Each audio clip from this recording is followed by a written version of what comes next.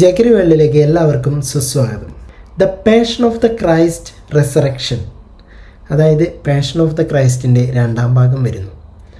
അപ്പോൾ അതിനെ പറ്റിയിട്ടാണ് ഇന്നത്തെ വീഡിയോയിൽ നാം സംസാരിക്കുന്നത്. അപ്പോൾ സബ്സ്ക്രൈബ് ചെയ്യാത്തവരുണ്ടെങ്കിൽ സബ്സ്ക്രൈബ് ചെയ്തിട്ട് വീഡിയോ കാണാൻ ശ്രമിക്കണം. എന്താണെന്ന് വെച്ച് കഴിഞ്ഞാൽ എനിക്ക് സബ്സ്ക്രിപ്ഷൻ വളരെ കുറവാണ്, അതുകൊണ്ടാണ്. പിന്നെ എൻ്റെ ഈ മുഖത്ത് കാണുന്ന ഈ കുത്തുകൾ എന്ന് പറഞ്ഞു കഴിഞ്ഞാൽ ചിക്കൻ ബോക്സിൻ്റെ ഒരു ആഫ്റ്റർ എഫക്റ്റാണ്. അപ്പോൾ ഈ പാടുകൾ പോകുന്നില്ല, അപ്പോൾ അത് പോകാൻ കുറച്ച് സമയമെടുക്കുമെന്നാണ് പറയുന്നത്. അപ്പോൾ നിങ്ങൾ കണ്ടിട്ട് പേടിക്കേണ്ടെന്ന് വെച്ചിട്ടാണ് ഞാനിത് എല്ലാ വീഡിയോയിലും പറയുന്നത്. അപ്പോൾ നിങ്ങൾ സഹകരിക്കുക. 2004 മെൽ ഗിബ്സൺ സംവിധാനം ചെയ്ത ഒരു വിഖ്യാത ചലച്ചിത്രമാണ് the passion of the Christ. യേശുക്രിസ്തുവിൻ്റെ ജീവിതത്തിലെ അവസാനത്തെ ആ 12 മണിക്കൂർ ആസ്പദമാക്കിയിട്ടാണ് ഈ ഒരു ചിത്രം നിർമ്മിച്ചിരിക്കുന്നത്. ഒരുപാട് അവാർഡുകളും കാര്യങ്ങളൊക്കെ കിട്ടിയിട്ടുള്ള ഒരു ചിത്രമാണ്. ആ ചിത്രത്തിനെ കുറിച്ച് പറയുകയാണെന്ന് വെച്ച് കഴിഞ്ഞാൽ നമുക്ക് ഒരു ദിവസം പോരായ്ക വരും. അമ്മാതിരി ലെവലിലാണ് ആ പടം എടുത്തു വച്ചിരിക്കുന്നത്. അതിൻ്റെ മുകളിലേക്ക് ഇനിയൊരു പടം എടുക്കുക എന്ന് പറഞ്ഞാൽ അസാധ്യ കാര്യമാണ്. അതേപോലെയാണ് അതിൻ്റെ ഓരോ ഫ്രെയിംസും, അതുപോലെ അതിൻ്റെ ബാക്ക്ഗ്രൗണ്ട് മ്യൂസിക്കും, അതിൻ്റെ ആക്ടിങ്ങും, അതിൻ്റെ എഡിറ്റിങ്ങും, അതിന് എല്ലാത്തിനും മുകളിലായിട്ടുള്ള ഡയറക്ഷനും ഒക്കെ ചെയ്തു വച്ചിരിക്കുന്നത്. ഓക്കെ, അപ്പോൾ എനിക്ക് ഏറ്റവും ഇഷ്ടപ്പെട്ടൊരു ഡയറക്ടറാണ് മെൽ ഗിബ്സൺ.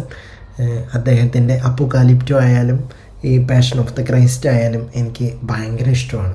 അതായത് ക്രിസ്തുവിൻ്റെ കഷ്ടാനുഭവങ്ങളും ക്രൂശീകരണവുമാണ്, അതായത് കുരിശുമരണവുമാണ് സിനിമയുടെ പ്രധാനമായിട്ടുള്ള ഇതിവൃത്തം. അതായത് സിനിമ തുടങ്ങുമ്പോൾ ഗെത്സമൻ തോട്ടത്തിൽ യേശു പ്രാർത്ഥിച്ചുകൊണ്ടിരിക്കുകയാണ്. അവിടേക്കാണ് യൂദാസിൻ്റെ വഞ്ചന വരുന്നത്.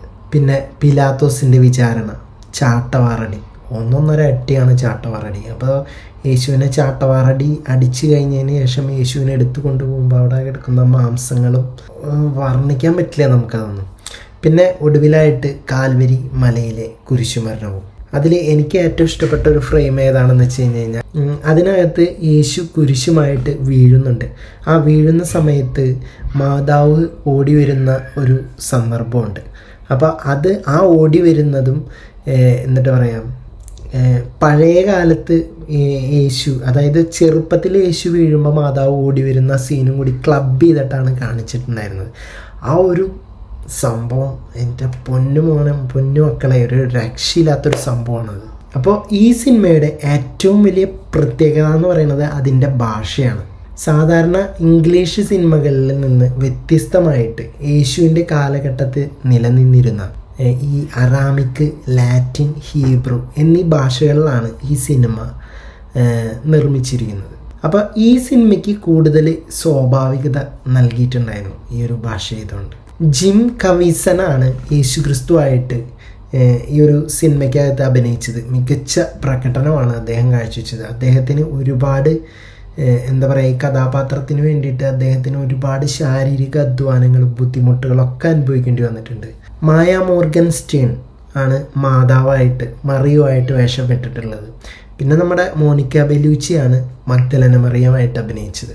അപ്പോൾ സിനിമയിലെ അതിക്രൂരമായ മർദ്ദന രംഗങ്ങളും രക്തച്ചൊരിച്ചിലും വലിയ ചർച്ചകൾക്ക് അന്ന് വഴിവെച്ചിട്ടുണ്ടായിരുന്നു. പക്ഷേ എന്നാൽ ക്രിസ്തു അനുഭവിച്ച കഷ്ടപ്പാടുകൾ അതിൻ്റെ പൂർണ്ണ രൂപത്തിൽ കാണിക്കാനാണ് മെൽ ഗിബ്സൺ ശ്രമിച്ചിട്ടുള്ളത്. ഈ ലോകത്തിലുടനീളം വലിയ സാമ്പത്തിക വിജയം നേടിയ ചിത്രം, ഏറ്റവും കൂടുതൽ കളക്ഷൻ നേടിയ സിനിമകളിലെ ഒരു സിനിമയായിട്ട് ഇത് മാറിയിട്ടുണ്ടായിരുന്നു. അപ്പോൾ വർഷങ്ങൾക്കിപ്പുറം ഈ സിനിമയുടെ രണ്ടാം ഭാഗത്തിനായിട്ടുള്ള ഒരുക്കങ്ങൾ നടക്കുകയാണ്.